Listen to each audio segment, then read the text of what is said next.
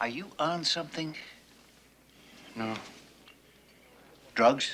Hello and welcome to another bad movie review. This time we are looking at Salem's Lot from 1979. This is the TV miniseries version, which runs 183 minutes, which is 3 hours and 3 minutes for those of you that don't want to do the math. There was a movie version of this that is slightly different. We'll discuss that more in a few minutes. First, we open up on a man and a boy collecting holy water at a church in Mexico. The vial begins to glow, and then we get this ominous statement about they found us or something like that, and we jump back 2 years to a place called Salem's Lot, which is in Maine, not too far from Bangor from the sound of it. We get Ben Mears, who's a novelist who was originally from Salem's Lot but left when he was young and now is back for a very mysterious reason, and he's come to Salem's Lot, which has a population of 2,013, so he makes friends with a young local woman named Susan, and the police chief is a little suspicious of one of these outsider types, and he gets a local drunk that lives in the same boarding house that Mears is renting to spy on him, and the guy even rifles through some of his stuff. Now, Ben had tried to lease or purchase a place called the Marston House, which is a central location in the film, and it's kind of an ominous setting. It looks like that creepy house on the hill. Apparently you can see it from just about anywhere in town, and it has quite the reputation. But it was in fact purchased by a Mr. Straker, who is also opening a small antique store in town. Now, the antique store is called Barlow and Straker Antiques, but we don't meet Barlow for quite a while. He's sort of an ominous, mysterious figure. Things start to go amiss when Straker hires some locals to go retrieve a package for him in Portland, Maine, and he's gonna pay them $50 or something like that to go get this thing, which was a lot more money in 1979. Meanwhile, Ben reconnects with his old high school English teacher who inspired him to become a novelist, and it's here where we meet Mark.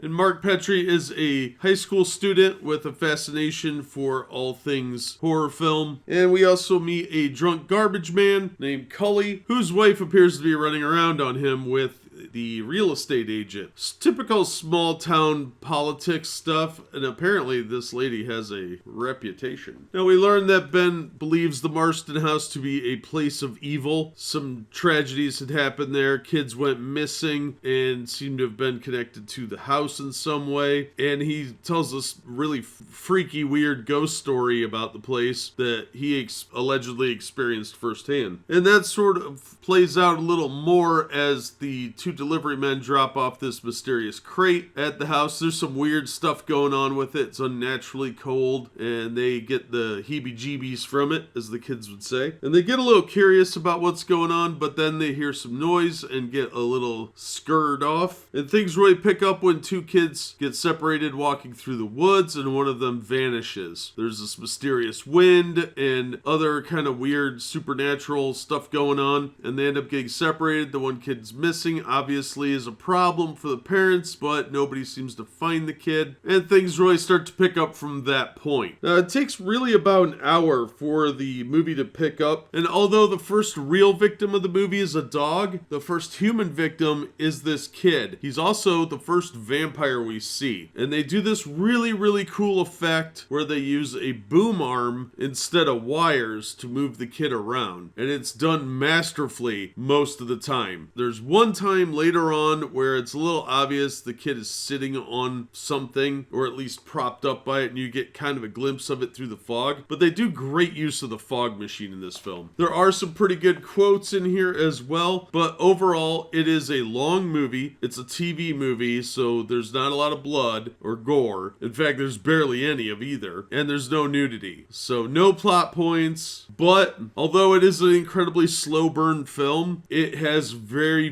good characterization, very good character development, all around a really tightly well-written movie where you actually learn a little bit about the characters before they end up getting brutally murdered by this vampire and his human ghoul minion. There's definitely a few scenes that are going to be reminiscent if you saw the original Fright Night, because it does seem to have been inspired a little bit either by the TV movie or the book, and it works well for both films. So I counted 12 deaths deaths plus the dog. I didn't count resurrections as deaths go, so once they've been turned into a vampire, I didn't count if they got killed after that. But all in all, this is quite possibly one of the best TV movies ever made. It obviously invested a little bit of a budget to build the facade of the house, but you could tell there was definitely some budget constraints on other elements. However, the practical effects are fantastic. There's this really great trick they do with the contacts so that their eyes light up and they almost appear to be glowing. That is beautifully done. You really can't tell how they did it, but it is very, very well done. The makeup effects were really good as well. The head vampire looks really, really cool and creepy, and the first time you see him, it is a good jump scare. And the book differs from the movie in this regard as well, because the vampire in the book is a little bit more Dracula-esque, whereas here he's a bit more Count Orlok, where he's just this presence, this menacing creature that I don't think utters a single word of dialogue. There are different versions of this film, though, just different edits of it. There's a theatrical release called Salem's Lot the Movie, which actually has a couple of different scenes in it. They're the same basic theme as the scenes that are already in the TV miniseries, but they're a little bit more violent or slightly altered. So they're just sort of like alternate takes. So if you're real big into being a completionist and you want to see both versions, I highly recommend tracking that one down. I think it was only ever released on VHS. So if you don't have a VCR, I can't recommend any other way to see the film. Now there's only really a handful of continuity issues. One revolves around one of the Glick brothers' clothing when he disappears and when he reappears. There's also a time issue where they talk about going to Portland to pick up the package, but the person saying that couldn't have known about it yet because that doesn't actually happen for another 20 minutes. So I think that scene might have been slightly out of order or just a general goof up. There is a weird thing where the sun positioning is a little inconsistent at times, but I'm willing to kind of overlook that because there's tons of movies where that is just a difficult thing to kind of stitch continuity together. This does stick to a lot of the older movie lore about vampires and how they can come into your home with an invitation and they're affected by holy symbols and holy water, that sort of thing. There is one instance where they kind of break their own rule where the head vampire goes into someone's house, but I don't think that's so much a factual error as he's just that powerful because he also isn't affected by the cross. So there's a power level that's actually supposed to be at play there, I think. Well, overall, it does have some really, really awesome sequences. It's beautifully shot, and despite a few little hiccups, overall, the movie is really, really fun. It is a bit dated, not just in the clothing and maybe some of the slang terms. I didn't notice too many of those, but in the fact that they don't really make movies like this with this much build-up and suspense. And while the vampires are a bit more anachronistic by today's standards, I think they do work really well for what the movie is trying to do. So I'm absolutely going to recommend this. If you're a fan of B movies, and for some reason this one gets called a B movie quite a bit, probably because it was a TV miniseries, I highly recommend getting the miniseries version of it. The movie version is fine, but there's a lot more development and interesting elements in the TV movie, which it's worth sitting through the 3 hours for. Now, the European cut, which is usually the theatrical one, does have some major edits and characters that are kind of cut out of that I think you get kind of cheated on by just watching the movie version, even if the scenes are different. So this did originally air in 2 parts on November 17th, 1979, and the second episode on November 24th, 1979. And I think that that's important because this movie is incredibly old, but you can tell where the commercials were placed by these sort of fade outs. And I don't think that really affects too much. There's a couple of scenes where it actually works in favor of it because something scary was kind of happening and it's used as a nice transition. But the original CBS broadcast version is the one I would recommend. The rebroadcast version is 140 minutes, I believe. And like I said, the VHS version does have some separate scenes. That's the shorter version. Now, there are a lot of very familiar looking people in here. David Soul from Starsky and Hutch plays Ben Mears. James Mason plays Richard Straker. Bonnie Bedelia, most notably for cinemaphiles as the wife in Die Hard. Elijah Cook, who's a well-known character actor, usually bit parts parts. George Dzundza plays Cully, who is probably best known for being on Law & Order in the first couple of seasons. Fred Willard, of course, and Kenneth McMillan, and several other people were all in this movie. It is a very, very recognizable cast of characters. Geoffrey Lewis, fantastic TV actor, usually played bad guys, but overall this is just an all-star performance. I cannot recommend this enough if you're a vampire movie fan or a horror movie fan, or you just like low-budget films, because although this did have a decent budget at the time, it does look incredibly dated. I can understand not wanting to watch it because it looks dated, but there are a lot of really good horror movie elements here, especially character development and the building of the horror aspects that you just don't see in modern cinema.